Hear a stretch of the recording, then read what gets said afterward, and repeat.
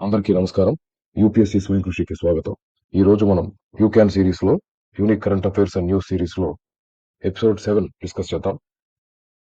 ముందు ఈ వీడియో చేయడానికి మేము పెట్టిన ఎఫర్ట్స్ కనుక మీకు నచ్చినట్లయితే దయచేసి ఈ వీడియోని లైక్ చేయండి, షేర్ చేయండి మరియు ఈ ఛానల్ ని సబ్స్క్రైబ్ చేసుకోండి. మొదటి కరెంట్ అఫైర్స్ విషయానికి వస్తే, గత నెల రోజుల కాలంలో రెండు తెలుగు రాష్ట్రాల్లోనూ రెండు భారీ ప్రమాదాలు జరగడం మనం చూసాం. ఒకటి కర్నూలులో జరిగితే రెండోది ఆ, హైదరాబాద్ దగ్గర చేవేళ్ల ప్రాంతంలో జరిగింది. సో ఇది చాలా బాధాకరమైన విషయం. ఇక్కడ మనం చూసినట్టయితే కర్నూలు విషయానికి వస్తే ఇంకా రాత్రిపూట జరిగిన సంఘటన ఇది. ఇది ఒక శివ అనే వ్యక్తి మద్యం తాగి బైక్ నడుపుతూ ఆ బైక్ ని డివైడర్ కి ఢీకొట్టడం వల్ల ఇన్స్టెంట్ గా స్పాట్ డెడ్ అయ్యాడు. ఆ బైక్ ఏదైతే ఉందో ఆ బైక్ రోడ్డు పైన అడ్డంగా పడి ఉంది. ఆ పడి ఉన్న బైక్ ని బస్సు గుద్దడం వల్ల ఆ బైక్ ని డ్రాగ్ చేయడం వల్ల ఆ ఫ్రిక్షన్ వల్ల వచ్చిన ఫైర్ వల్ల ఆ, మొత్తం ఆ బస్ అంతా కూడా ఫైర్ అనేది ఎరప్ట్ అయ్యి 19 ప్యాసింజర్స్ ని బలి తీసుకోవడం జరిగింది. ఇకపోతే హైదరాబాద్ దగ్గర చేవెళ్ళ రోడ్ స్ట్రెచ్ పైన జరిగిన ప్రమాదంలో మెయిన్ ప్రాబ్లం ఏంటి అంటే, ఈ టిప్పర్ ఏదైతే ఉందో, కంకర క్యారీ చేస్తున్న టిప్పర్ ఏదైతే ఉందో అది ఓవర్లోడ్ తో వెళ్ళడము, రోడ్ స్ట్రెచ్ లో పాట్ హోల్స్ ఉండడం వల్ల ఆ పాట్ హోల్స్ ని తప్పించడానికి చేస్తున్న ప్రయత్నంలో డ్రైవర్ ఒక టర్నింగ్ తీసుకోవడం వల్ల ఆ టర్నింగ్ లో బండి కంట్రోల్ తప్పి అక్కడ ఆపోజిట్ గా వస్తున్న బస్సును ఢీకొట్టడం వల్ల ఆ, ప్రమాదం జరిగింది. కర్నూలు జరిగిన ప్రమాదానికి మద్యపానము అలాగే మితిమీరిన వేగము కారణాలైతే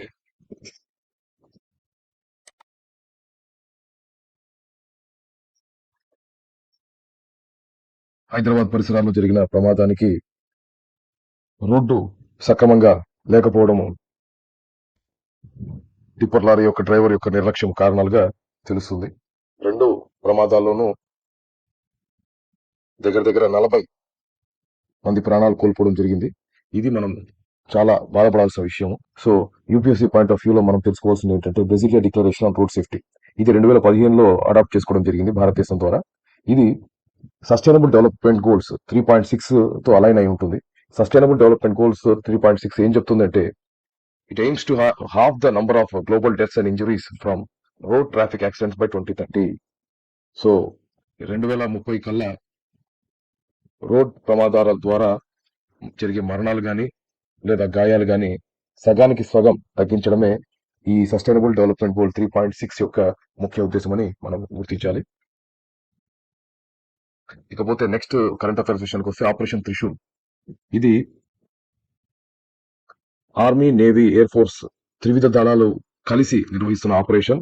అది కూడా పర్టికులర్ గా వెస్టర్న్ ఫ్రాంటియర్ అంటే గుజరాత్, రాజస్థాన్, అలాగే హర్యానా, పంజాబ్, ఇలా వెస్టర్న్ స్టేట్స్ ఏదైతే ఉన్నాయో పాకిస్తాన్ ని బౌండరీ చేస్తూ ఆ స్టేట్స్ పరిసరాల్లో జరుగుతున్న ఆపరేషన్ ఇది.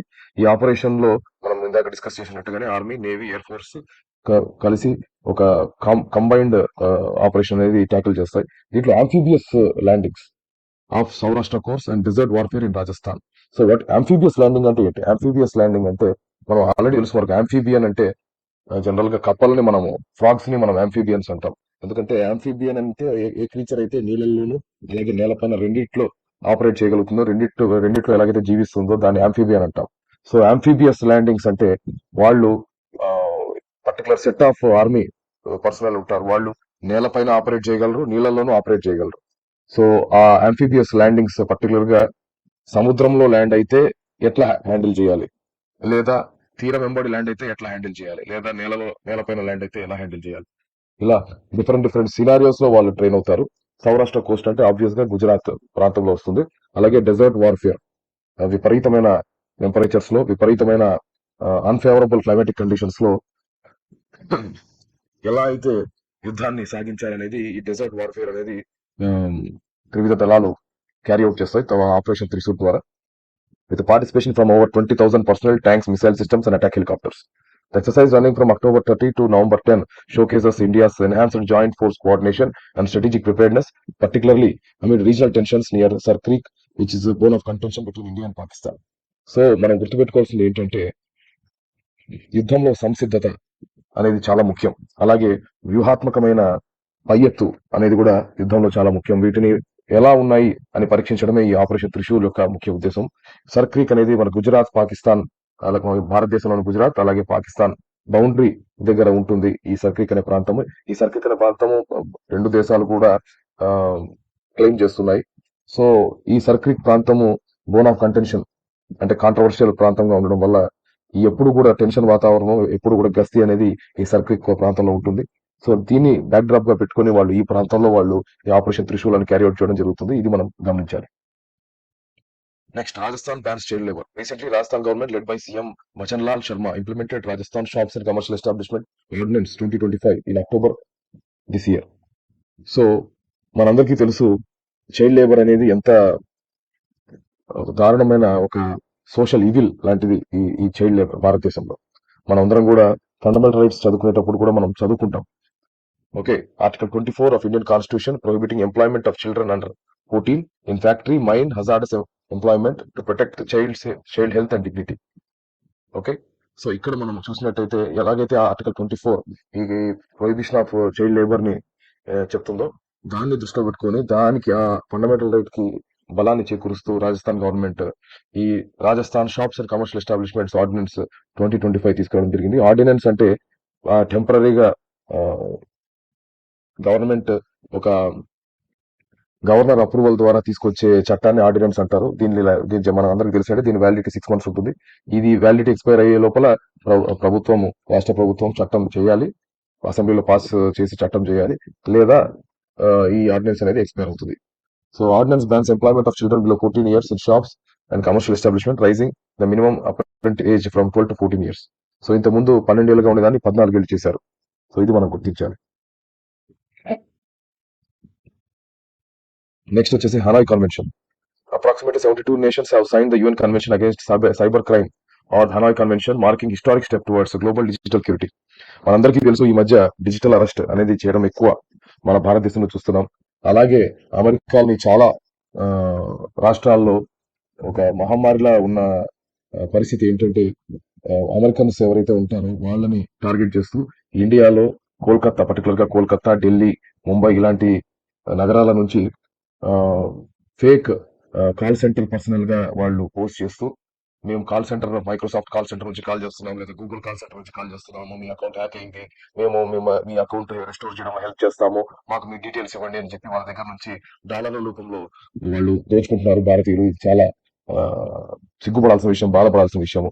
ఇట్లాంటి సైబర్ క్రైమ్స్ అన్నిటికీ కూడా ఏదైతే ఫైషింగ్, అలాగే డేటా థెఫ్ట్, అలాగే ఈ స్పామ్, అలాగే ఈ డిజిటల్ అరెస్ట్, అలాగే ఈ కాల్ సెంటర్ స్కామ్స్, వీటన్నిటికీ కూడా చెక్ పెట్టడానికి ఒక ముందడుగుగా దీన్ని గమనించవచ్చు.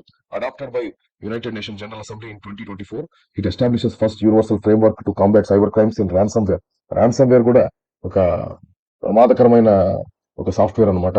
సో మన కంటెంట్ ఏదైతే ఉంటుందో మన కంటెంట్ అంతా కూడా వాళ్ళు బ్లాక్ చేసేసి ఈ కంటెంట్ రిలీజ్ అవ్వాలి, ఫొటోస్ కానీ డాక్యుమెంట్స్ కానీ ఏదైనా సరే అది రిలీజ్ అవ్వాలి అంటే మాకు ఇంత లంసం పే చేస్తే గానీ ఆ ర్యాన్సమ్ అమౌంట్ పే చేస్తే తప్ప మేము రిలీజ్ చేయమని చెప్పి చేసేదాన్ని ర్యాన్సమ్ వేర్ అంటారు. సో ఇట్లాంటి ఈ fraud, non consensual sharing of intimate images ఇవన్నిటిని కూడా కట్టడి చేయడానికి ఈ ఒక ముందడుగుగా భావించవచ్చు. Hosted by Vietnam with UNOTC. The event saw participation from 119 countries. UN Secretary General Antonio Guterres called it powerful, legally binding pact ensuring that no nation is left defenseless in cyberspace and its related aspects. ఇది మనం గుర్తించాలి. JPYC, world's first yen-pegged stablecoin. Japan launches its first yen-backed stablecoin, JPYC, marking a major milestone in digital finance. So introduced by Japan, its major step in a national digital finance journey, issued by Japanese startup JPYC, the stable coin is fully backed by domestic savings, Japanese government bonds. So ఏదైతే ఈ stable coin digital currency ఏదైతే ఉందో ఈ digital కరెన్సీని back చేస్తున్న Japan ప్రభుత్వము Japanese government bonds తో వాటికి ఆన్లైన్ డిజిటల్ కరెన్సీకి విలువ ఎక్కడి నుంచి వస్తుంది అంటే because it is backed by Japanese government bonds. అది అని గుర్తుపెట్టుకోవాలి. The company plans to issue 10 trillion yen worth of JPYC, that is equal to about $66 billion within 3 years, aiming for global use. CEO Norutako Okabe said the initiative will promote innovation by lowering transaction cost. It is supported by Japan mega banks and the move signals a growth shift towards blockchain-based financial system. So ఇక్కడ మనం తెలుసుకోవాల్సింది ఏంటంటే blockchain based financial systems అనేది becoming at trend of the future. ప్రతి ఒక్కటి కూడా block chain technology అనుకో మనకు తెలుసుకోవాలి. బ్లాక్ చైన్ టెక్నాలజీ బేసికల్ గా ఏంటంటే మన ప్రతి ట్రాన్సాక్షన్ కూడా ఒకే ఫర్ ఎగ్జాంపుల్ ఒక 1 రూపీని ఒక ఏ అకౌంట్ నుంచి బి అకౌంట్ కి ట్రాన్స్ఫర్ చేస్తే అది ఆ ట్రాన్సాక్షన్ అనేది ఒక ఆన్లైన్ లెడ్జర్ లో రికార్డ్ అవుతుంది. ఈ రికార్డ్ ఏదైతే ఉందో ఇది ఒక్క చోట రికార్డ్ అవ్వడం కాదు, ఒక ఏదైతే ఇంటర్ కనెక్టెడ్ సిస్టమ్స్ ఏదైతే ఉంటాయో ఆల్ ఓవర్ ద వరల్డ్, దానికి సంబంధించి ఇంటర్ కనెక్టెడ్ సిస్టమ్స్ అన్నింటిలో కూడా ఒకేసారి రికార్డ్ అవుతుంది. అదే ఆ బ్లాక్ చైన్. ఆ బ్లాక్ చైన్ ఆఫ్ కంప్యూటర్స్ లో ఒకేసారి అది రికార్డ్ అవడం వల్ల అది ట్యాంపర్ అనేది కాదనమాట. సో ఇది బేసికల్ గా బ్లాక్ చైన్ టెక్నాలజీ అంటే. ఈ block chain based financial systems ద్వారా మనం ఫ్రాడ్ ని కట్టడి చేయొచ్చు, టెర్రర్ ఫైనాన్సింగ్ ని కట్టడి చేయొచ్చు, అలాగే ఈ ఆన్లైన్ ఫ్రాడ్స్ ఏవైతే ఉంటాయో దాన్ని ఈజీగా మనం ట్రేస్ చేయొచ్చు. ఇవన్నీ కూడా బ్లాక్ చైన్ టెక్నాలజీ ద్వారా లాభాలు అనేది మనం గమనించాలి. సో ఇది ఈ వారము యూపీఎస్సీ స్వయం కృషిలోని యూ క్యాన్ సిరీస్ ఎపిసోడ్ 7. మరి కొద్ది రోజుల్లో మరొక ఎపిసోడ్ తో మళ్ళీ కలుసుకుందాం. Thank you. Signing off team UPSC స్వయం కృషి.